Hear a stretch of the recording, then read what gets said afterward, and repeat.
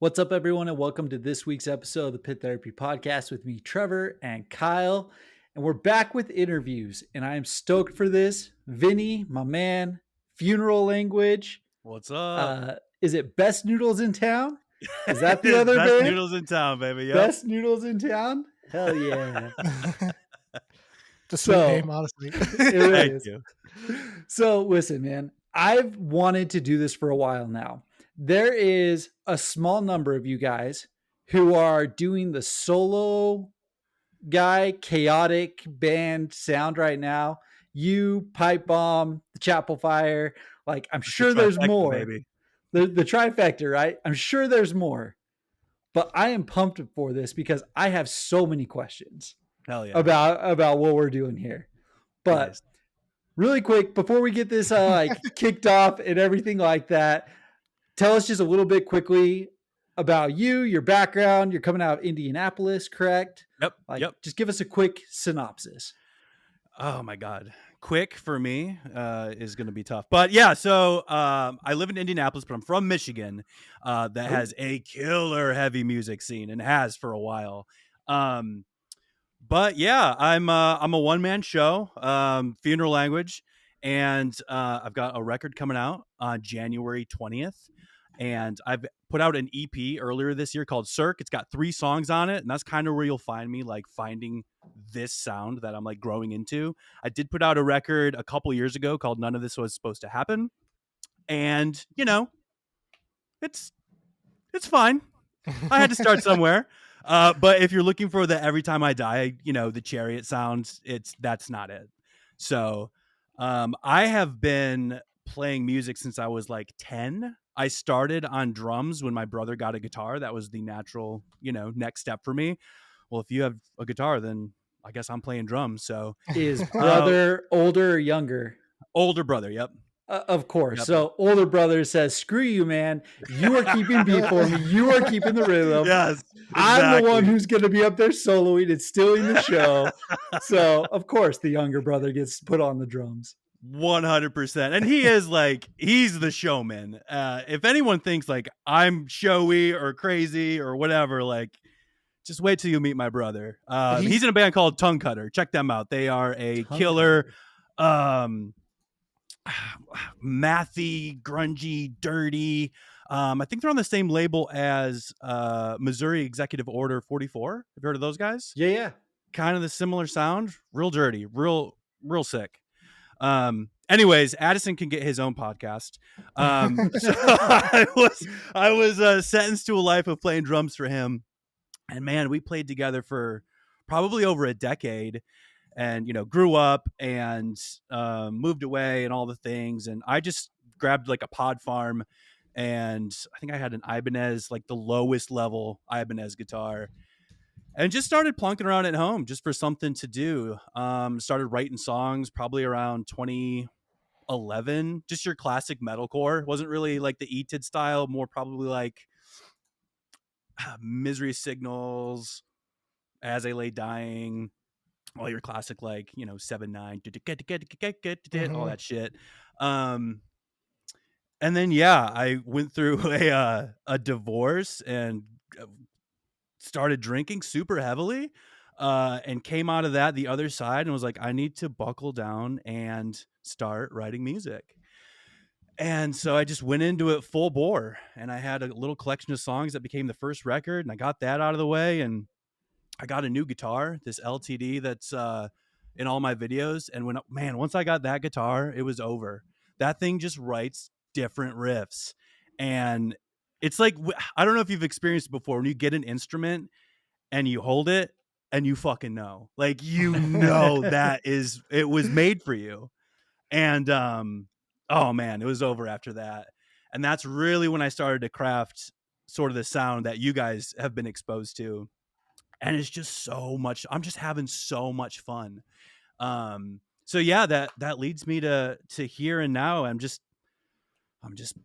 writing songs that I want to hear and are fun to play and that make me, just rock out in my office chair, man.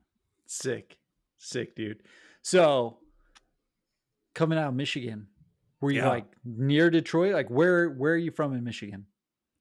So born on the west side. So if you're in Grand Rapids and just keep going till you hit water, little town called Montague, right next to Whitehall. They're like the same town separated by a bridge. I'll probably get crucified. Sorry, anybody from Whitehall or Montague. There's, it's a classic rivalry.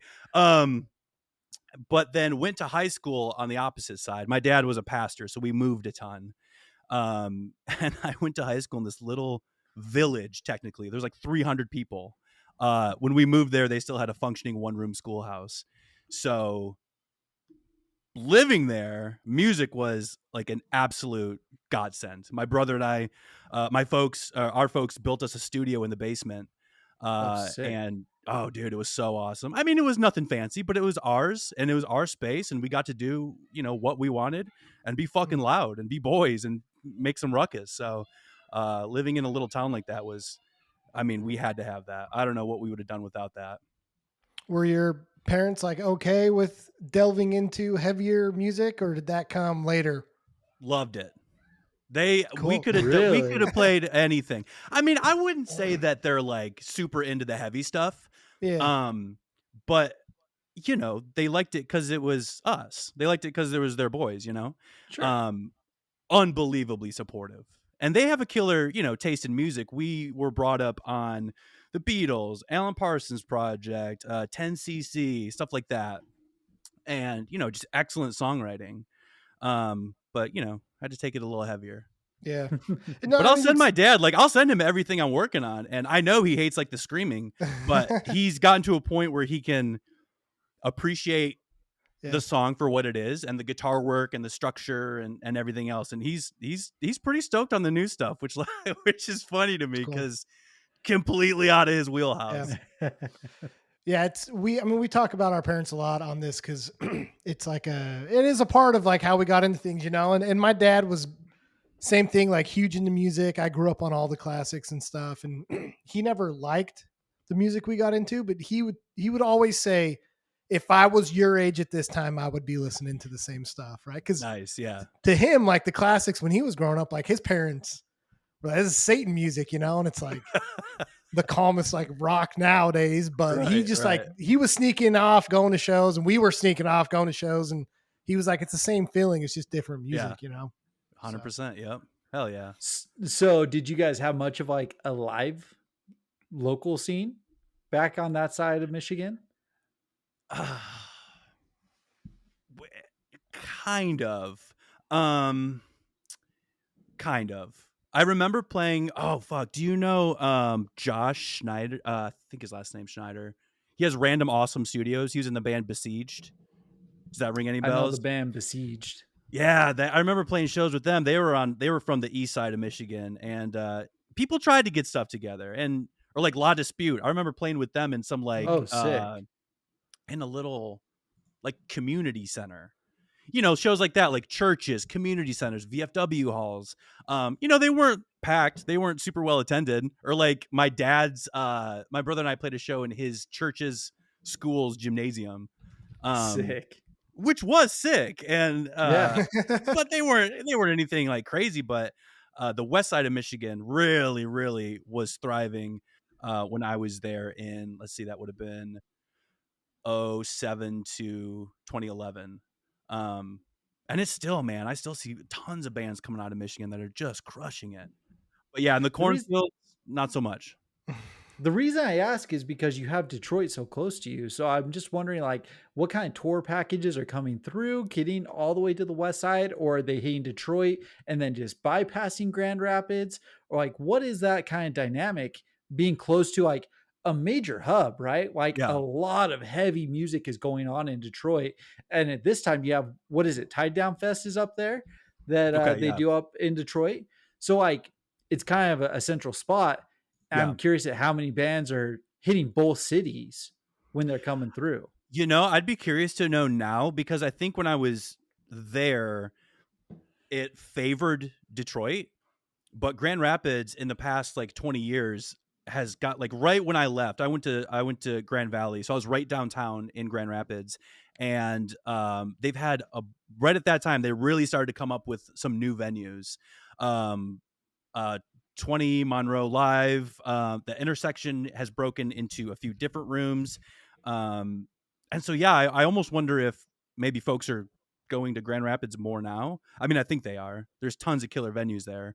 But when I was living on the east side, you know, I remember going to see Coheed, Avenged Sevenfold, Tool, John Mayer, Okay. Warped Tour, all Detroit. I never really ventured to Grand Rapids for anything. So it seemed like most of the big shows were coming to Detroit. Gotcha. Gotcha. Well, dope. So growing up, older brother, you're about our age. I think you're a year older than us. Okay. Uh, so I think we're right in the same vein of what we're growing up with. But what's older brother showing you, and what's he bringing to the table, and what are you showing him? Because we Dude. have this conversation a lot too. Because Kyle has an older brother who really Okay. started us into Oh, the yeah. punk path. Oh, So- yeah. But I went like way heavier. So Hmm. I'm interested to see if it's like second child or whatever after the brother, if this is a trend that we could just go like way off the deep end. I think so, because I definitely listen to heavier stuff than he does. But I owe him probably everything, because I will never forget when he came home. We shared a room, and he came home with Bush's first record, 16 Stone, the one that has all the hits on Yeah. it. Oh my God, dude. When I heard that, I ended up stealing. I took it from him so much. Like, I'd sneak to his side of the room, take it out of the CD player, go to my side of the room, put it in my CD player. I played it and stole it from him so much that I ended up giving him $5 for it, and he let me have it. That's hilarious. Hearing that you had to take it from one side of the room. I'm imagining this room is no more than like 20 feet wide, right? I mean, And you yeah, it have was to like take as it from big as one to this the room right other. here. It had to be listen, played man, on my This stereo. is my CD player. So that's right. hilarious. That's right. It's, you know, the classic sibling sort of like, it's going to be mine. I want it. But man, that record really started all, honestly, like hearing those guitars, and you know, Nigel plays just some gnarly stuff. It's like simple, but it's not. And obviously Gavin has an incredible voice, and those songs just rip. And it was over. And that's like when Linkin Park was coming up, like Hybrid Theory had just dropped. Stained, admittedly, I was big into Stained at the time. Like Mud Shovel, like when I heard that bass, I was like, it's over. But yeah, I mean, he was always even until, you know, recently, he's still showing me bands where I'm like, Drug Church. He, a couple of years ago, he texted me, hey, have you ever heard of Drug Church? And, you know, I had, but I'd never listened to him. Obsessed. Like, they have a flawless discography, and he did the same with like Balance and Composure, you know, another band I'd always heard of, never checked out. Obsessed. So you know, I might give him a lot of shit, but man, I owe him like everything. He fulfills the big brother role well. He has showed me a lot of killer music. Yeah. I mean, like, listen, man, I don't have a big brother. I am the You're like, oldest in my thanks a lot, family man. with two younger, but I have the adopted older brother of Brady, Kyle's older brother kind of thing. Because listen, if it wasn't for Brady bringing us AFI, Alexis on Fire, the Bled, Boy Sets Fire, like all of that stuff came from that. And we used to just sit in Kyle's basement and we would play pool, and we did this stupid game of we would put it on shuffle, and it would just be like, what band is this? What album is it from? And just like all that kind of stuff. And if it wasn't for him, yeah, we would just do stupid stuff like that. Which, I mean, admittedly, if it wasn't for that, like 25 years later, we're still hanging out and talking shit on a podcast about music. Like, it's incredible. So no, the big brother thing is real. I will say too, he introduced me to Creed, and love me some Creed. Love it. I remember thinking What If was the heaviest thing I had ever heard. I was like, this might actually be devil's music, like chunky. I'm like, dude, this is wild. Like, Dad's letting us listen to this? Like, is this for real right now? But yeah, man, he showed me some good stuff. Good old Creed. Yeah. Good old Creed. I saw Creed when they did the 2002 Winter Olympics in Utah. They like closed it. My dad was a Creed fan, so like we wouldn't watch Creed. So oh hell yeah. Like, yeah, dude. I've seen if somebody called me right now and said, Vinny, I have an extra ticket for Creed, are you in? 100%. I'm there. That'd be a killer show. So sick. So as you're starting to play now, older brother grabs a guitar. He makes you play drums. What are you guys starting to play? What kind of Oh music? man, I think some of the first songs we played were Sunshine of Your Love by it's Clapton, but is that when I got a fuzzy? Is that Cream? I think it's Cream. Some Beatles, some System of a Down, some stuff off Toxicity, Everclear, like Mhm. Father of Mine. Remember that tune? That song Yeah. fucking rules. Okay. A little bit of everything. Some Incubus. We learned a couple songs off Science. Yeah, Nickelback. Played Leader of Men, like old Nickelback. So I'm Um, hearing a lot of like radio rock. a lot of radio rock. Yeah, yeah, yeah. Oh yeah. I will say to this day, like there is no Vinny, Funeral Language, Best Noodles, anything without Nickelback. It's like dead seriously. Like Sure. that's what I Yeah. came up on. And like there's Yeah. no denying it. Like learning those songs was huge for me. Nickelback and Creed, baby, all day. I'll back them all day. Do not start a fight with me about Nickelback. I will win. So so I'm not like musical. I don't play an instrument or anything, but like how Okay. much did the actual like music of these bands affect you? Cause like you're starting to learn to play. So like the ability to be able to play these songs, did that help you kind of form your taste, or was it like I don't know. I don't know how to explain that really, but like does the ability to Yeah. play these songs really help you grow like your appreciation for it and you know? That's a good question. Um, I think it definitely helps me appreciate it more because a lot of things you think like, oh, that's, easy or whatever. And then you sit down to learn it and there's a lot more going on than you might think. But as far as it like shaping my style, um, I don't know. Cause obviously you hear me play guitar and you're just like, oh, okay, Jordan Buckley all day. But I never sat down and really learned any ETID songs. I didn't learn my first ETID song on guitar until earlier this year. I wanted to learn the riff from AWOL. Mm. But before that, it was just listening to him. Um, so yeah, I don't know.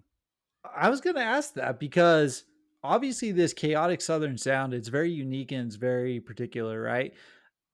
How do you start figuring out some of those riffs? Like what are some of the riffs that like you mentioned you didn't really play every time I die?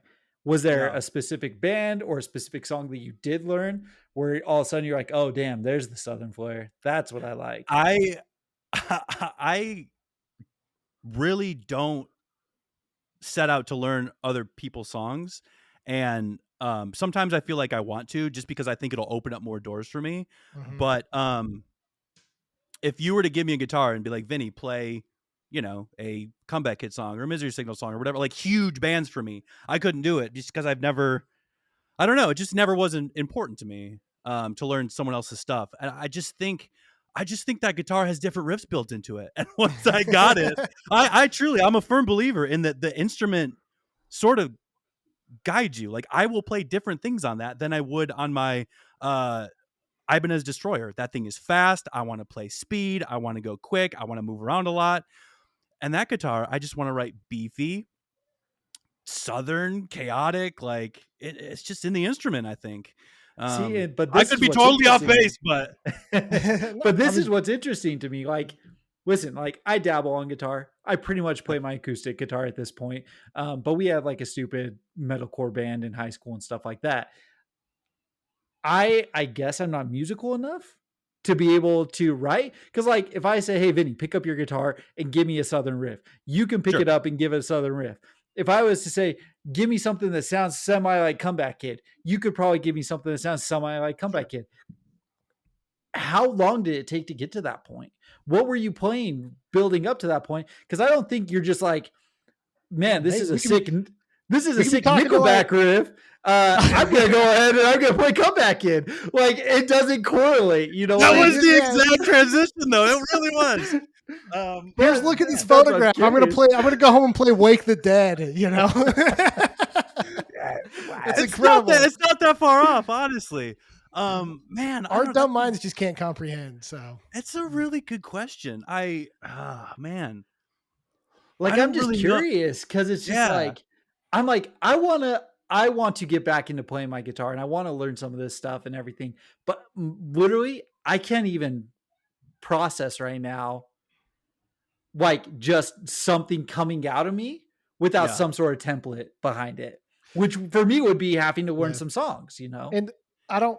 I want to set the record straight. We're not poking fun at you at all, right?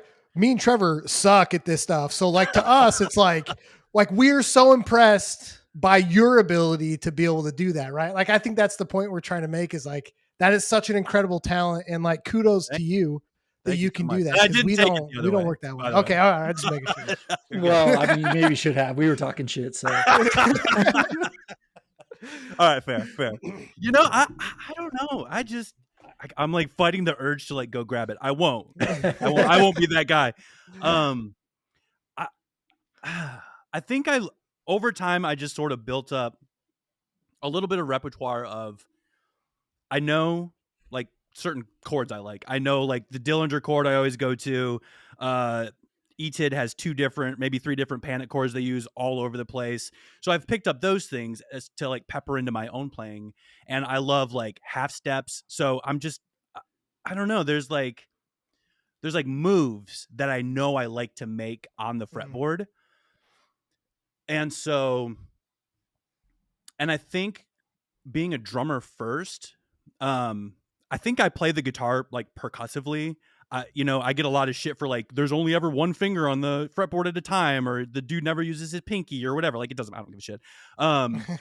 But it's true because I play very like I'm like sitting here doing shit with my fingers like back and forth, like I don't know. It is percussive, and so between my style, the moves I know I like to do on the fretboard, the chords I know I like to move into, um, I think between all that, I just find maybe a groove I like that I can, put over everything, and then I just drink a lot of caffeine and just see where my fingers take me, honestly.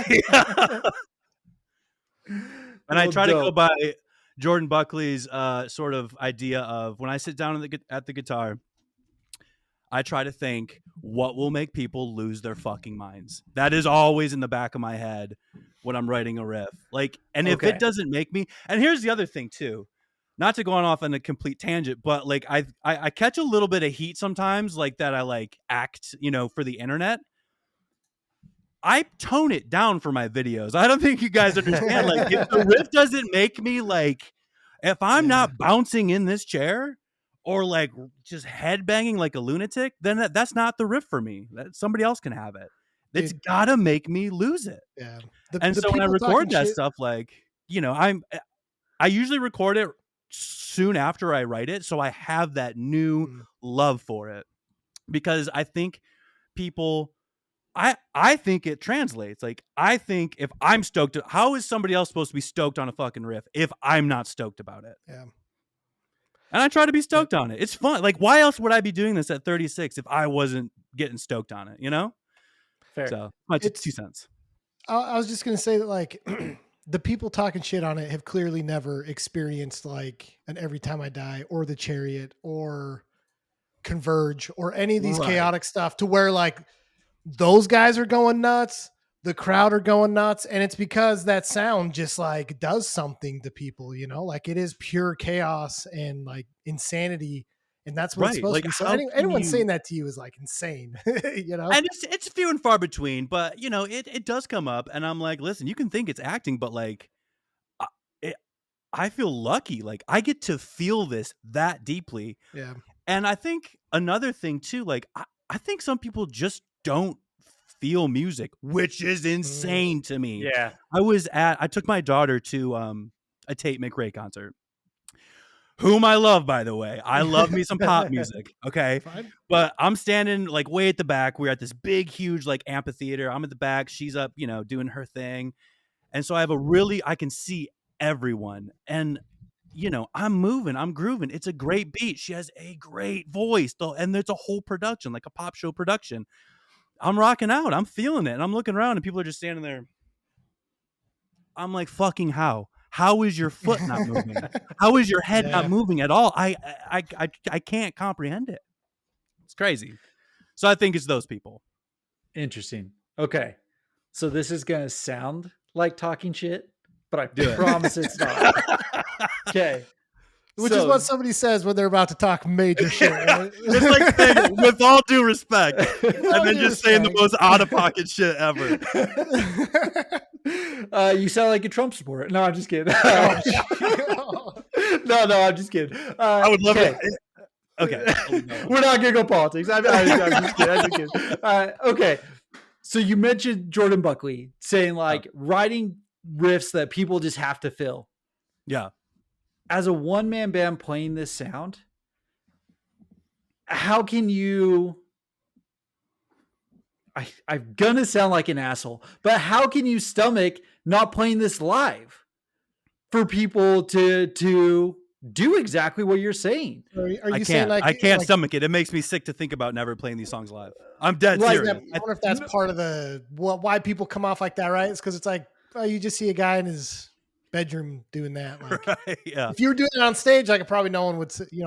I think that's where he's getting. Not that I don't care. Probably your music's awesome. So like it sounds so good. Like dude, whatever it takes, like come out to Salt Lake, man. I'll figure out how to get you up there. You know what I mean? Like we'll figure this out. But it's so sick. It's so cool. And all I can picture is the videos of like Dillinger head walking, Every Time I Die at Warped Tour, and Keith up there like playing literally. And so he's the last guy who ever plays Warped Tour kind of thing. Like all of this stuff, it's just built for a live setting.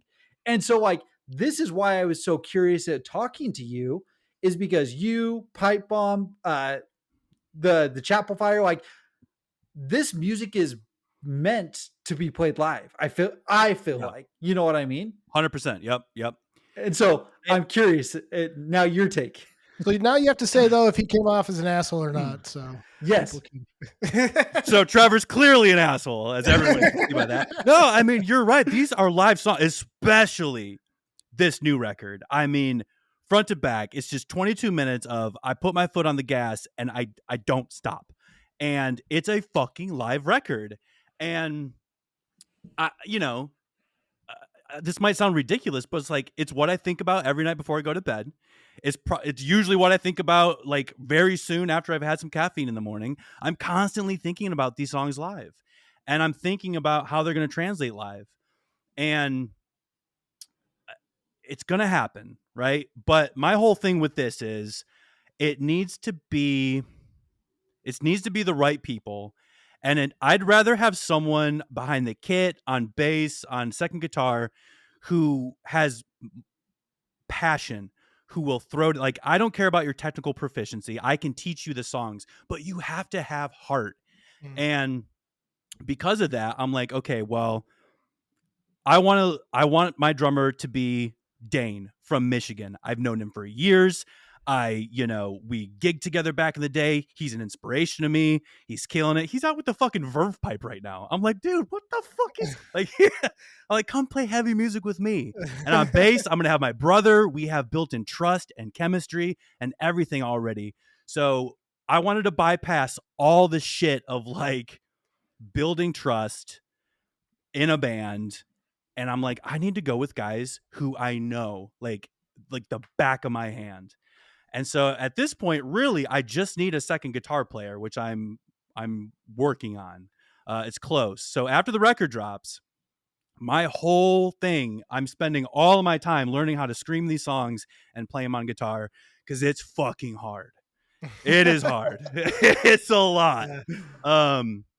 Because they deserve it, and I deserve to be able to do it because I want to so fucking bad. Yeah, and I think about it all the time. So I do think it is coming. I hope. We'll leave it at that. But yeah, man, you're dead on. I mean, they're live songs, and people need to lose their shit to them. Recommendation: Fly Out Pipe Bomb, Fly Out Chapel Fire.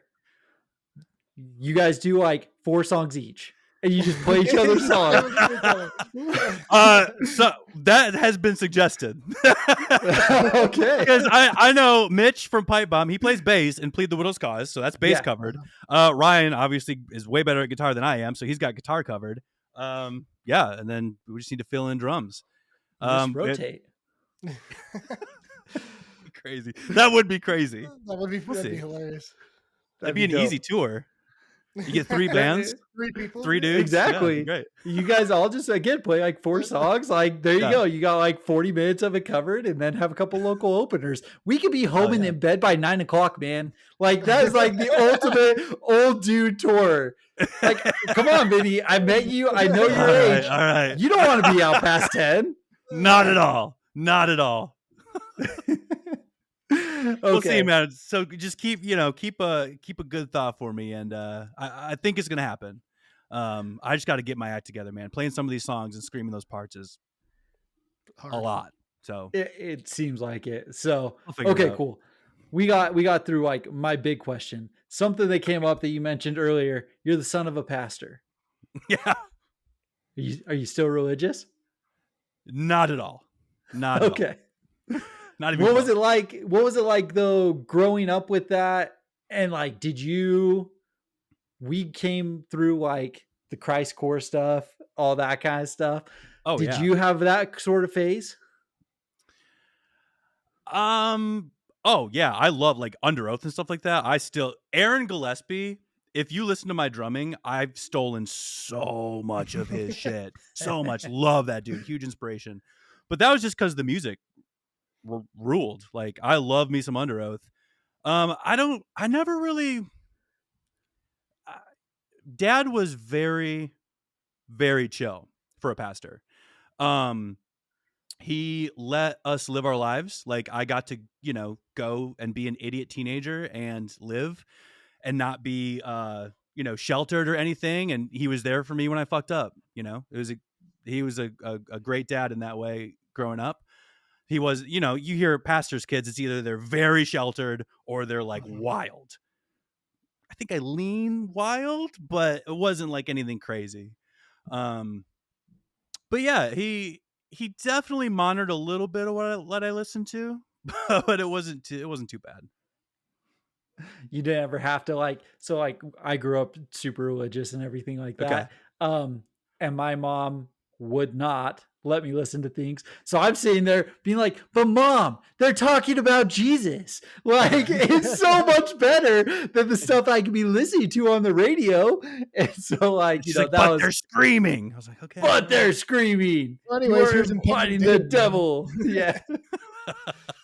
Yeah, there was definitely. I mean, I remember I specifically remember sitting with him in our living room, and I was playing. Oh fuck! It's the last song on "Lost in the Sound of Separation."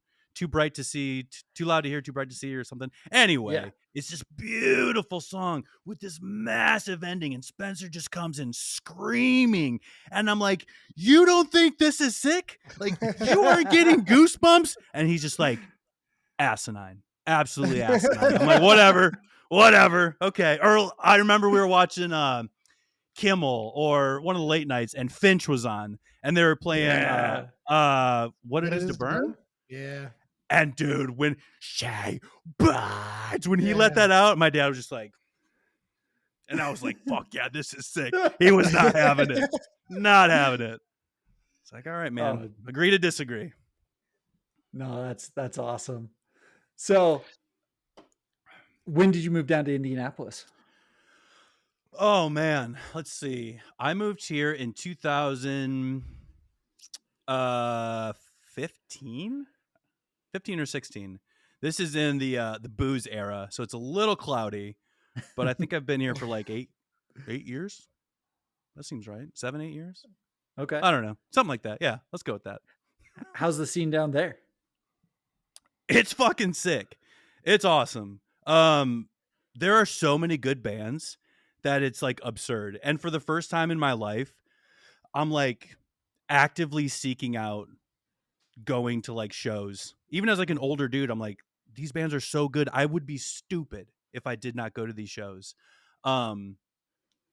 And I don't know if it's because I'm playing in like an alt rock Midwest emo project that I just am exposed to a different side, but like I don't remember bands being this good Yeah. 10, 15 years ago when we were playing like metal shows. Because my brother and I, we were in a like a post metal instrumental band. So it was only the two of us. So I was on drums, he was on guitar, did a lot of looping. He built his guitar so the top two strings ran through a different pickup and went to a bass rig. And Mm. so Oh, we've sick. kind of, yeah, oh yeah, so sick. And then he like doubled the bottom three strings to be like chorus. He's a savant. But yeah, we were just this big sounding, like think ISIS, Russian circles, Pelican, shit like that. So we Pelican were just sweet. always playing metal shows, and they were fine. There were a couple good bands, whatever, but no one who was like blowing my mind. And these fucking kids out here today are blowing my mind. There are so many good bands. It just seems insane. And we have killer venues here. The spot called Healer. I don't know if you've heard of it. It's like a DIY art space. We have the Hoosier Dome, the Hi-Fi, um, the Vogue, the Old National. Like, it's great. Super happy here with what we've got. Yeah. No, what you were saying, it seems like especially COVID turned everything on its heads. Like Oh yeah. bands are coming out today, their first demos, their first 3 songs are polished. Yeah. It's Riffs. so Yeah. much better than everything we grew up with like initially coming out. Like one of the bands out of Indianapolis, we actually just went over to Flyover Fest, and there's a band called What Counts playing Okay. that old throwback style 80s hardcore, think like New York hardcore sound kind of thing. Hell And they yeah. were way sick, way dope. It sounds like there's a little bit of like a crossover. Like you got people in Indianapolis, and then Springfield, Illinois Okay. is like 3 hours between you two. And it seems like a lot of the bands are like playing both locations quite a bit. So it Nice. was way sick. Hell But yeah. dude, there's just so much good coming out. It's So great. It's like overwhelming almost. I'm like, what am I doing? Like, there's plenty of people crushing it. Like, yeah. what am I even adding to this? But I'm gonna, Um, whether they like it or not, I'm gonna keep adding to it. Trevor made me think of a question though, because he was talking. I mean, a lot of these kids, like, yeah, their demos are sound way better than the demos we had growing up. Yeah. And a lot of that obviously goes into like maybe like easier access to recording and Oh, it's more for accessible sure. and stuff. No question. Yeah. You record your own music, right? Like, Yep. do you do that just there? Do you go to a studio? Yep. I do everything You right just do it here. at your house. Do Yep. you feel like doing like the one man band thing and like recording your own stuff? Is it hard to balance like overproduction of stuff? Because my biggest gripe with like a Oh lot of man. modern metalcore and deathcore is it just feels like super overproduced and like I miss the rawness of metalcore, and I feel like you do a good job of balancing like polished production.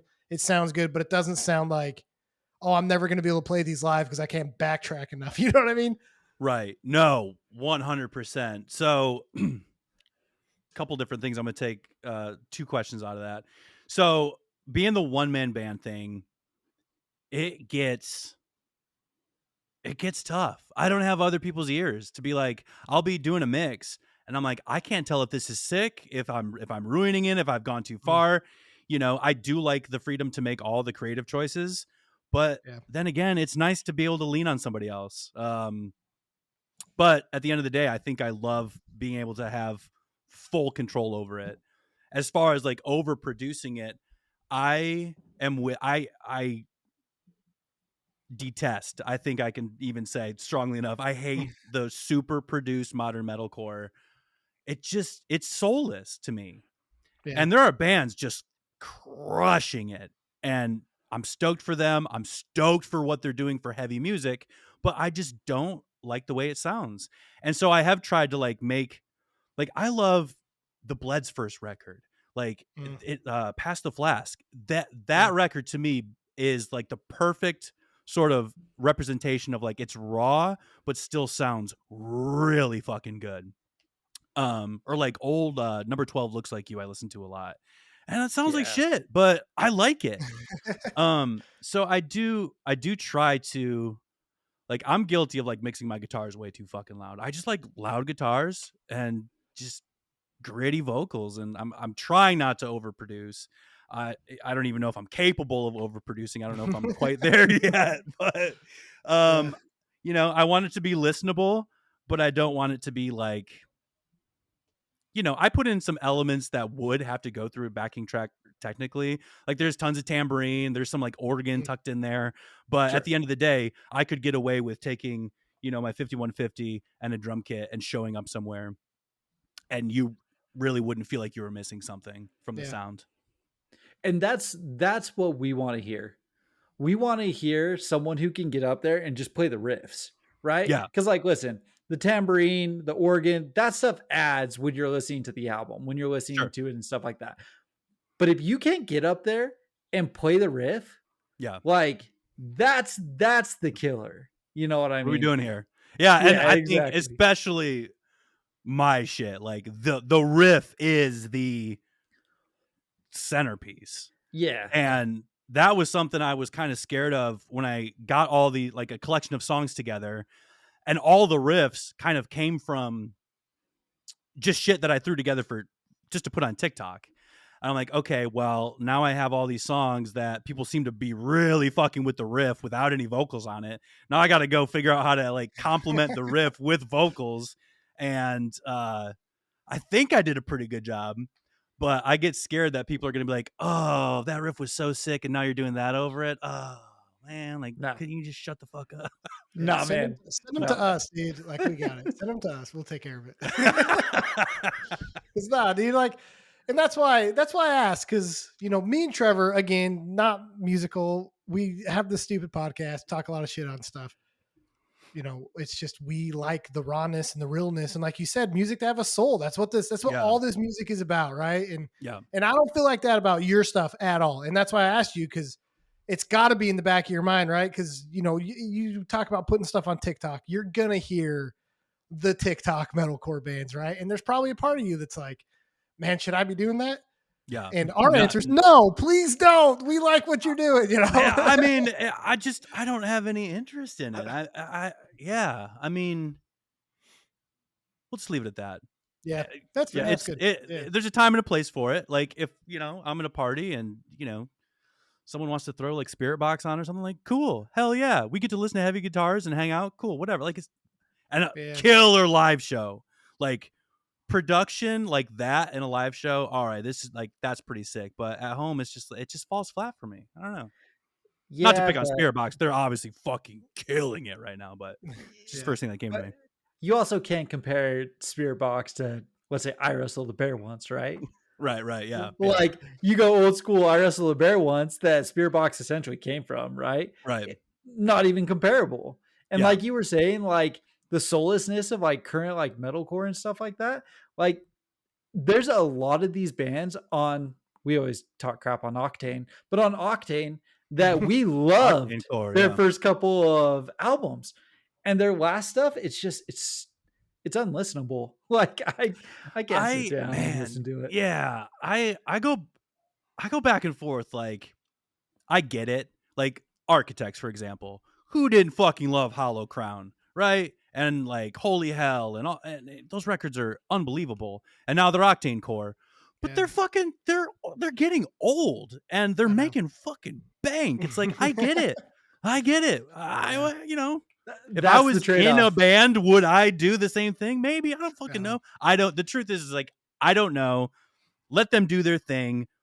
They can crush that space, and I can crush my little ETID core space, you know, for 100 people, and I'm fine with that. Right. All right, man. Let's jump into the albums. Hell So yeah. listen, I did go back. I did listen to the first album. None of this was supposed to happen. Uh-huh. You gotta talk to me about it, because listen, man, it's Okay. not bad. It's Yeah. metalcore, and Yeah. like Bloodbath is a sick song. It's a ripper. heavy, it's Yeah. aggressive, like all that stuff. You mentioned Misery Signals. Sure, I totally gather that influence and stuff like that. So Yeah. like as you're sitting down and starting all of this, like just talk to me, what, number one, where you started, and now why we're here. Holy shit. How long is this podcast? No, I knew I wanted to make a record with none of this was supposed to happen. I had like maybe 12 songs. What did I whittle it down to? I think 9, 8. I 7. can't remember what's 7. Fuck. All right. And the recording itself is killer. My brother did it. The guitars sound great. You can like feel the air moving off the amps. He nailed the bass tone. I love the bass on that. It really came down to the vocal performance that I don't love, which is fine because that was really me for the first time exploring my voice in that way, like ever. And so I had no idea what I was doing. And so I talk shit about that record, but man, for like the first time doing something like that, No, it's you good, know, man. Like, Yeah. listen, I'm not here to talk crap on it. Like, I listened to it and I was like, oh, easily you could have stuck in this path, and you probably Oh, could for have sure. written more albums like Yeah. this. Yeah, And you probably could have leaned a little bit into the more like Misery Signal-esque stuff and for had sure. a little bit of incorporation to it. It's good. It's Yeah. really good. I mean, But Yeah, I then think you there's give some us the killer riffs on party. there, like Bloodbath, and The Slaughter. Like, I love The Yes. Slaughter. It needs to be rewritten. It's a little too long. The bridge gets a little weird. But man, everything up into that first like big chorus, love that song. And I just think it's a good stepping stone. I had to make something. I had to put something out. And I learned so much doing that record. Like, I couldn't have gotten to Cirque if I never put out that record, because I learned so much about my voice. I learned so much about like just all the processes for me of writing lyrics, the recording, just everything. So that record is a learning process in audio form, essentially. Okay. Okay. Right after It sounds that, great. It sounds great. yeah. It's and like we listen to a lot of hardcore that has like just the worst vocals, right? Yeah, I mean, You're yeah. nowhere near that, dude. Like, yeah, it's good. Thank So you. I don't you? appreciate it. I'm just you're giving yourself. I think you're giving yourself a little too hard of a time on it. It's good. Thank you. I So appreciate it. the next thing that comes out though is you jump over to Best Noodles in Town. Yeah. So Like, that's holy cow, man. Like, you're kind of exploring all aspects of yourself here. So like, yeah. how do you go from metalcore that you're putting out to Best Noodles in Town is the first song called Host? Yes. So, oh man. Okay. So for being like a guy who makes metal, I really don't listen to that much metal. Okay. Obviously, huge bands for me, like I said, E-Tid, Comeback Kid, The Bled, Misery Signals, like huge formative bands for me. But on the day to day, like I'm listening to The Story so far, 4 Years Strong, Copeland. I like Copeland might be my favorite band of all time. And that's like the lightest shit. And so one night a couple years ago, I had no intention of joining a band. None. I didn't really want to play drums in a band again. I didn't have the desire. I liked what I was doing with, writing silly little songs on guitar and screaming. But my wife's an RN and she went to bed super early because she works like 13-hour shifts. And I was like, I need a laugh. I'm going to go on Craigslist and just see who's pumping out music, right? And so I pull up this SoundCloud, and the ad was written, super well. Like, if you like these bands, and of course they're all bands that I love, and they're like, we're looking for a drummer, and it was written in a way where I thought these guys were like a little bit younger than me. So I pull up the SoundCloud and I'm listening. I'm like, this is unreal for a local band. I think the 2 songs Trevor had up were At Least and No Words. And I remember hearing No Words and I was like, this is unreal for just some dude in his bedroom in Indy. And so I just sent an email straight up saying like, hey, this fucks. Like, straight up. I don't want anything. This is great. Good for you. By the way,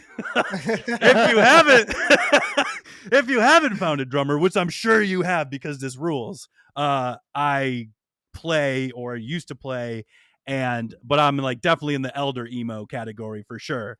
And he hit me back, and I think I was over to his place like 3 days later. I learned a couple tunes, we jammed them out, and fuck, the rest is history, man. And it's me, Trevor, and Travis, and I mean, I couldn't ask for two better dudes to write music with. And we all come from heavy backgrounds. So we're playing like these clean, twinkly guitars, but I'm still screaming, right? And here and there. And just we do like some breakdowns, but with like no distortion. Yeah. Or like you can tell, if with that in mind, like if you think these three dudes came from like heavy backgrounds, it definitely comes through, especially on the last EP. Yeah. Your Fiction might be one of the coolest songs of like this genre that I've heard in a long time. Hell Like yeah. seriously, it rocks, dude. Like it rocks. Hell hard. yeah. So Dude, it's so funny. Like when we made a video for that one in Travis's living room, and I don't think any of us really expected that one to pop. It was my like least favorite that we did of those four. I thought it was like an outlier. I thought people would think it's like too long or boring. I don't know what I thought, but I clearly don't know anything because people fuck with it. So, What was your favorite of the four? oh man, it's kind of a tie between the other three. Like I love playing Mushroom Tea live. Love it. Okay. That one always lands. And I love Anchor because I get to scream. And Reverie, I really thought Reverie was going to be the one to pop. There's a cool back and forth between Trevor and I. It's got this really big bridge, and I just think it's the perfect song. But Okay. I don't know shit. I'm glad you said that, because Reverie it's top notch, man. Man, I Reverie love is that song. incredible. Hell yeah. So good.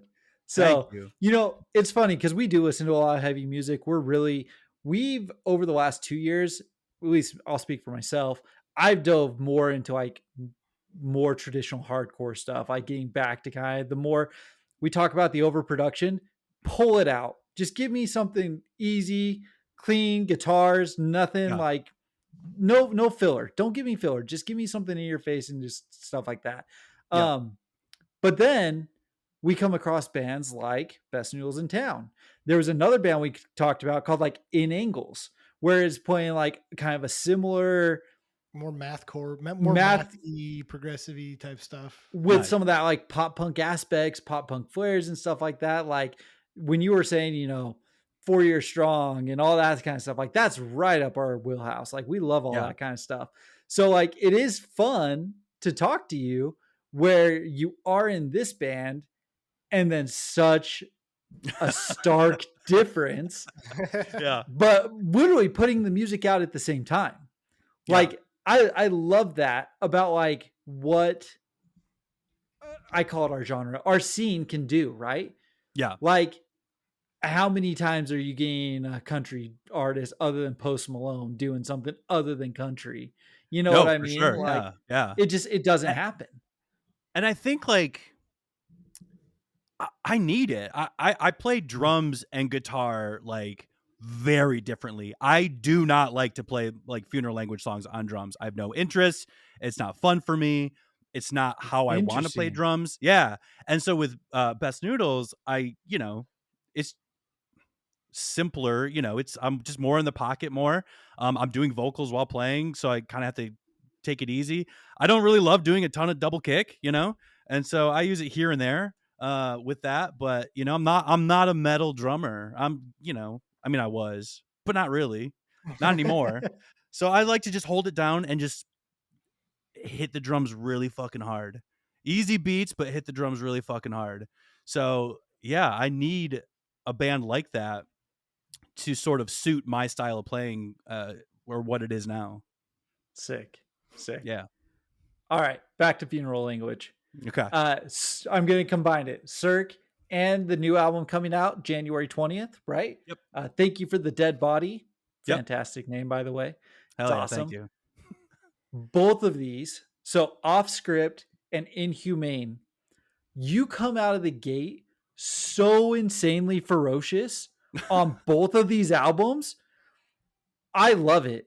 Like to tiptoe into something like this should never be done. You can't. Like you nailed it with these two albums in setting the tone and just blowing like this is what I'm going to do and you're going to like it kind of thing. So like Was that intentional, or like, It was. why are you just going so hard on the opening songs? You have to, because you fucking Yeah. have to. I listen. I am way too ADHD for an intro, for an outro. I got to get to the point. Um, and I remember sitting here when I wrote off script that wait, I wrote that with the first song off the Big Dirty kind of in mind, where he screams, "We tried for confession booths, Oh yeah, diddly yeah, yeah. down gang, wave diddly down gang." And I wanted that. I wanted to immediately punch someone right in the teeth. So that's how that one came to be. Inhumane. I just wanted to start screaming from like immediately. And my brother and I, we used to kind of just improv, just going, just beating the shit out of my cymbals. And he's like punching his guitar, just single notes. And I'm like, there's so much energy and just like, dun, dun, dun, dun, dun. And coming out of that and just a fucking halftime washy ride, like there is nothing better. Like it's just big, it's pissed. I'm screaming my fucking head off. Yeah, man, you got to. Records like this, like you've got to come out swinging. There's no other choice. Listen, I'm getting all fucked up, dude. Okay, this is how Come hyped. on, keep This is going. how hyped you should be talking about your music. And if you're not, stop. No, 100%. No, I really do. I love it. I think it's fantastic. It is awesome. And another thing that you did here is there's no filler. There's no breaks in it. Yeah, And like, listen, when you're how many albums does Every Time I Die have? Like 9 albums deep or I was something just like that. yeah, At yeah, some point, like you can't go 9 albums of pure chaos, yeah. right? Right. But for an EP and how many songs? One, two, three, four, five, 8. 6, 7, 8. 8 songs on the next one, dude. Blow our minds, man. Like just keep it going, keep it going. So it's incredible. What is give us a couple high points off of the new album, because I've listened to it. The only criticism I'm gonna throw at you is you Hear it. sent us the whole album without the actual like songs broken out. So like I'm listening to it, I'm like, wait, have I listened to 3 songs or have I listened to 4 songs? Like, if I listened to a rope two No, ways or dead me, like that's Oh, my well, only he's criticism. doing a new thing where it's just one song for 20 minutes. 22-minute banger. Yeah, it's like when Meshuggah put out "I." You just gotta sit there and take it. It's one piece of music. Oh man, highlights. Holy shit. There's a lot, man.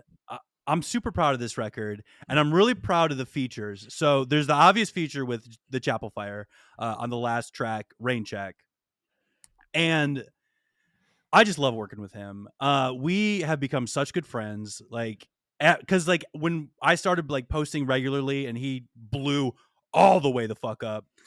You know, everyone was in my comment section and his like saying, you know, collab, do something. It was just I just felt like I saw the Chapel Fire a million times, like in I think it was March. And so I hit him up and we did a cover of Ebola-rama, which was fun. And then we just started like talking every day and just became really, really close. I consider him one of my dearest friends now. And so he had me on his last EP. I wrote this part where I knew I just wanted drums wailing and vocals. I was like, how sick would it be to do like a back and forth? And so I sent him like a voice memo of what I was thinking. And he's like, okay, let's do it right now. I was like, oh shit, I need lyrics. And so I was like, okay, let me figure out something real quick. So the lyrics that are there are just sort of the first things I came up with. I didn't have the rest of the song written, no lyrics or anything, but he Whoa, was ready to okay. go. And I was like, okay, here's kind of the idea. And then he sent back his track. I was like, all right, that's the fucking part now. Which I think the whole song together, I think it works very, very well. I think writing around it turned out great, which is like another fear of mine, that people get used to these parts, the rain check part and the breakdown in Bailey Rubin, which just went fucking haywire on Instagram the other day. I'm like, okay, everyone knows this breakdown now, but will they fuck with the rest of the song? You know, I don't know. And then They uh will. I hope so. I mean, I think it fucks. And then Patrick Glante from Knight Rider, and he has a solo project Lowest, and was the drummer in Ice Nine Kills. He is on the second track, Death Wish Complex, and he he's the homie, man. He's been so fucking cool to me since he found me randomly from Cirque and was just like, this fucks, like, let's collab sometime. I'm like, bet. And like the second he said that, I picked up the guitar and wrote Death Wish Complex in like one fell swoop. It just like fell out of me, and it is one of my favorite songs. And his part, when he comes in to his part, I mean, it's just goosebumps every time. I love it. So those two features are like a huge highlight for me. I think they crush. I think it's Death Wish Complex. The breakdown, the breakdown where it has just that like little chaotic part that like it's like the open note and then it's like been it kind of thing. Like I sound like an idiot doing that, but it's freaking awesome. Like Oh yeah. you have some of like the gnarliest breakdowns in here that are just so heavy and so aggressive, and it's phenomenal. I do think though the rain check going back and forth, I sent that to Kyle and I was just like, it's one of my favorite things that I've heard in a long time. Hell Like yeah. the lyrics, the subject matter, like the what you guys scream back and forth at each other, for that coming like top of the head, and that's just what came out. There's something so interesting about, like, we've done a lot of research on like bands, and it'll be like their second album and they're like, we had like 3 days to record this and half of it was written in the studio, and we're like, yeah, that's our favorite album. And it's because it's just like, it's just what comes out. I was just having this conversation because the two parts that do the best on social media are the rain check part and the breakdown in Bailey Rubin. I've posted that a couple times, and every time it pops off. And the breakdown in Bailey Rubin, I also just wrote. It just happened. And, you know, I think of songs like, I'm a huge Mudvayne fan. LD50 is one of the greatest records ever written.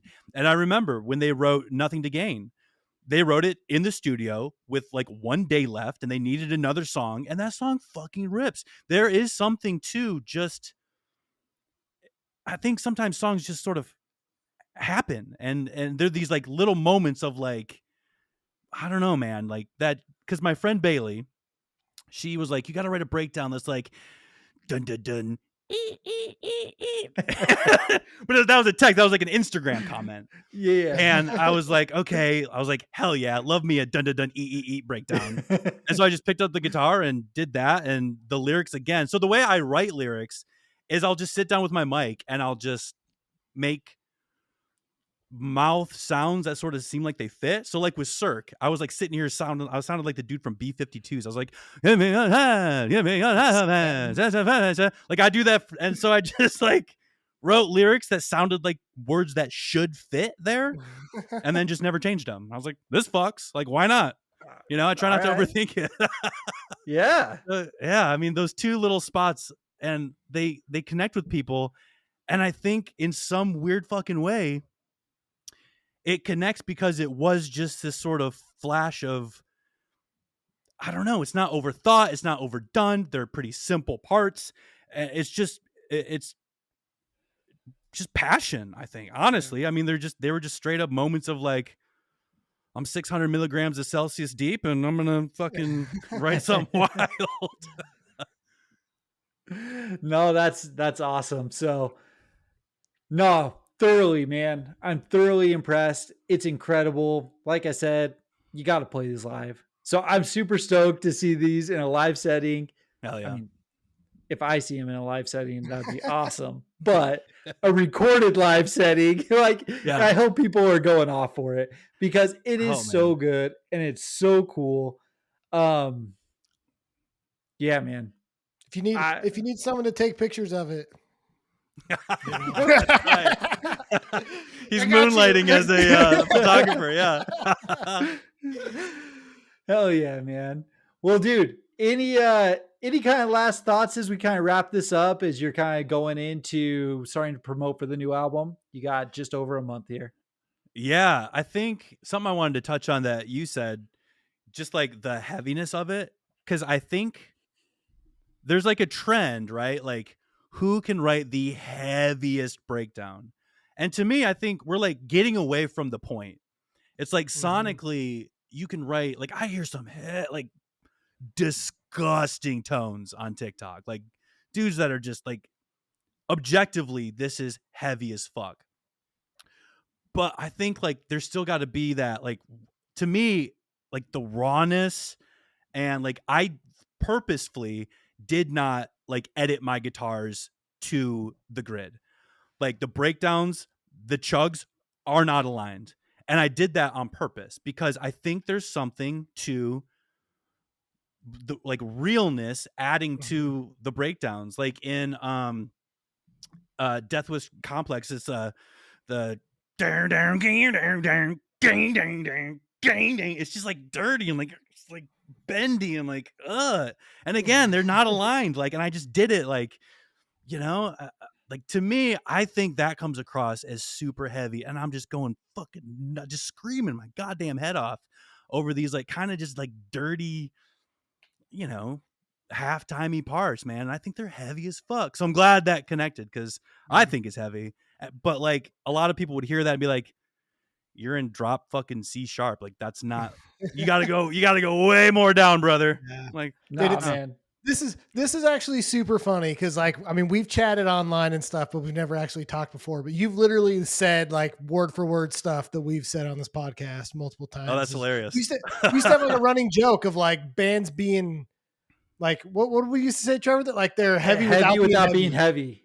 right? Because I, I mean being heavy kinda, is more yeah. than just the sound, right? Like it's the emotion, it's the anger in it, Yeah. like you go back to listen to like or see some of the like most violent concerts, and it's like a traditional hardcore band from the 90s, and you listen to it and you're like, this is like the cheesiest music ever, but Right. people are hitting each other with garbage cans and stuff, like that's heavy, Yes. that's anger. And Trevor's right. Like the stuff you're putting out, like, sure, man, like it's maybe not tuned the lowest, but like you feel it, you feel the anger and the aggression and the passion. And that's what like sets me off. That's why Hell we, yeah. that's why we want to see it. We want to hit people with garbage cans listening to you. That's So, my fucking goal, man. That's my goal. Yeah. So one last question, and then I'll say you off. And this is just kind of for anyone who's made it to the end here. Is there like a sleeper chaotic album out there that like people probably don't have on their radar, but they should be listening to? Yes. Okay. So, and I just discovered it a couple months ago. So, Billy Reimer used to drum in the Dillinger Escape Plan. He Okay. has a whole ass fucking band I never heard about called Thought Crimes. So Mhm. Yeah. the album Altered Path. This was news to me, and So oh, good. I binged the fuck out of it. Their vocalist is incredible. His drumming, and he does the guitar on there too. So I'm like, this dude. I listened to that, and then I went and wrote that fucking Billy Reimer part in Rain Check. Like that was super inspired Sick. by Thought Crimes specifically. Um, so I don't know how I missed that band being a band, but if there's anybody else that missed it like me, go listen to Thought Crimes. It fucks. Like there's no two Sick. ways around it. It Very, was a very, good very album. good record. Yeah. Yes. I think they're in the Awesome. studio. I could be wrong, but I think they're making some new shit right now. So I'm stoked. I mean, we have so much stuff to keep track of. I have no idea, but that would be awesome. Right. Yes. Billy, if you So see this, dope. call me. There you go. There you go. Well, currently out now, we have Cirque coming out on January 20th. We have Thank You for the Dead Body. Again, Funeral Language. This is the solo project. Best Noodles in Town is the other project. Fantastic stuff. Like, seriously, Oh man, yeah. thank you so much for jumping on with us. Thank you. You're always welcome back. Yeah. You let us know I when you will be want to back. jump back on, and And Hell yeah. we'll you know have you what? back. I feel real good when Trevor's the minority with hair on the podcast. So, It I looks good though, appreciate it. dude. Rock it as long as you can. You got that Oh nice man, flop. Yeah. it's a little floppy right now. These So days are limited. I know it. dope. Hell yeah. Well, Vinny, hey, thank you so much. We won't take up any more of your time, but yeah, check it out. Go check out Funeral Language and Best Noodles in Town. So Hell yeah. Appreciate you, fellas. Cool. Thanks, man. See ya. peace.